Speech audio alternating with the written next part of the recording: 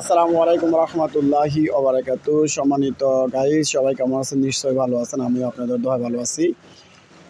আজকে দীর্ঘ অনেক বৎসর বলতে আমি ওনার নিজ মুখ থেকেই শুনবো, এবং উনি একজন আমার একদম ব্লাড বললে একদম ব্লাডে, এটা কোনো অস্বীকার করার মতো সুযোগ নেই। উনি হচ্ছে আমার মামা। ওনার বাড়ি হচ্ছে রঘুরামপুর, রাইসের উত্তর ইউনিয়ন ৩ নং ওয়ার্ড, রঘুরামপুর। উনি গঙ্গারামপুর।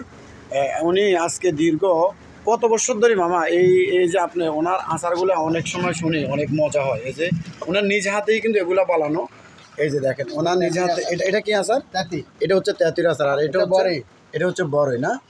আর এটা হচ্ছে আমের। এটা হচ্ছে আমের আমশি। এরপরে দিয়ে ওনার এখানে আবার ওই যে বেলফুরি ডাল, এখানে আবার বেলফুরি আছে। এই যে বেলফুরি আছে। হ্যাঁ, তো আসলে এখানে আবার এই যে শুকনা মরিচও আছে, এই যে যাদের খুব প্রিয়। এই যে অনেক সময় আমার আপাদের, এরপরে দিয়ে ওনাদের খুব প্রিয়। আর এই যে এখানে আছে, এগুলো হচ্ছে টক আছে, এরপরে দিয়ে আবার অনেক কিছু আছে। মামা, আজকে কত বছর ধরে আপনি এই ব্যবসা করতেছেন, অথবা আপনার অভিজ্ঞতা থেকে এবং কেমন আপনার সংসার চলতেছে একটু বলেন তো। যা আছে এটাই আলহামদুলিল্লাহ। যাক, আলহামদুলিল্লাহ। আজকে 2016 সাল থেকে আমি রাস্তায় হাঁটি হাঁটি মানুষকে আচারখানা শিখেছি। জি।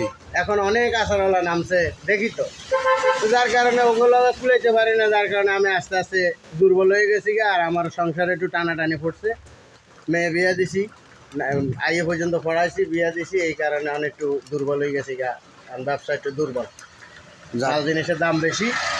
এই আপনার আব্বা মা আছে তো না? আব্বা নাই, মা আছে। মা আছে না? জি।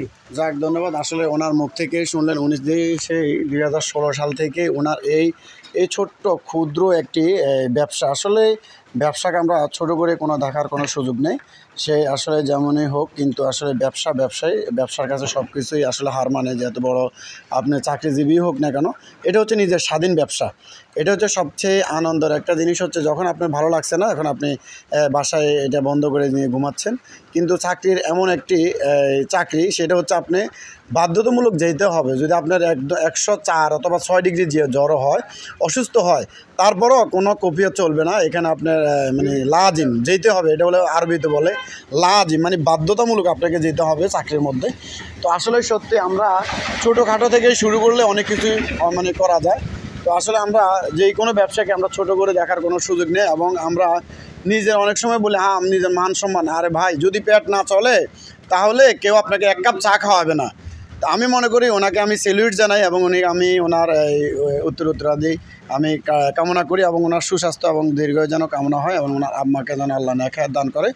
সবাই ওনার জন্য দোয়া করবেন, ওনার যেন ব্যবসাটা যেন আরও উনি ভালোভাবে আরও বড় করতে পারে। তো সবাইকে ধন্যবাদ। আসসালামু আলাইকুম রহমতুল্লাহি ওয়া বারাকাতুহু।